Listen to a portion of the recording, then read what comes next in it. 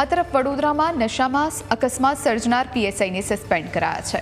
રાજપીપળાના PSI YH પઢિયારને suspend કરાયા। PSI નશામાં 3 વાહનોને અડફેટે લઈ ચૂક્યા છે। અકસ્માતની ઘટના બાદ રાજ્ય પોલીસ વડા એક્શન મોડમાં આવ્યા છે।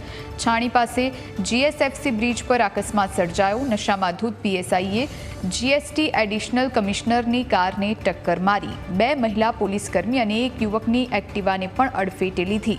અકસ્માતમાં એક્ટિવા પર સવાર 2 મહિલાઓ ઈજાગ્રસ્ત। જવાહરનગરની 1 બાળકીને પણ પીએસઆઈએ અડફેટે લીધી। ઈજાગ્રસ્ત બાળકીને સારવાર માટે ખાનગી હોસ્પિટલ ખસેડાઈ।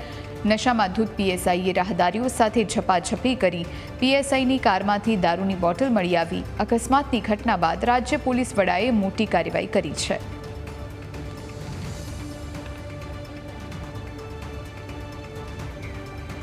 આ વિશે વધુ જાણકારી મેળવીશું। અમારા સંવાદદાતા મલ્હાર વોરા આપણી સાથે ફોન લાઈન પર જોડાયા છે। મલ્હાર, પીએસઆઈની કારે અકસ્માત સર્જ્યો અને એવું પણ જાણવા મળ્યું કે આ પીએસઆઈ નશામાં ધૂત હતો। આ સાથે હવે સસ્પેન્ડ પણ કરી દેવામાં આવ્યો છે। શું જાણકારી?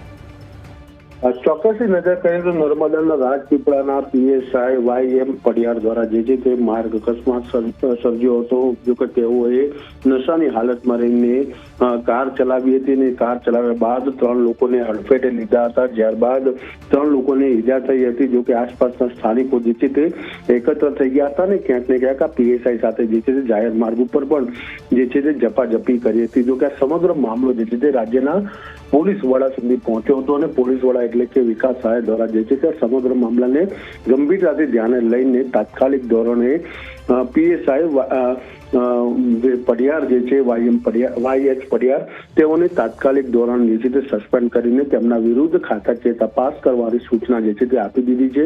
આ ઉપરાંત તેઓએ જે છે નશો કર્યો હતો એટલે કે દારૂની બોટલ એમની ગાડીમાં જે મળી આવી છે। આ બોટલ તેઓ ક્યાંથી લાવ્યા હતા, ક્યાં લઈ જતા હતા, તેમની સાથે કોણે નશો કર્યો હતો, આ સમગ્ર મામલે જે છે તપાસના આદેશ જે છે રાજ્યના પોલીસ વડાએ આપ્યા છે। મલ્હાર, આભાર આપનું જાણકારી આપવા માટે।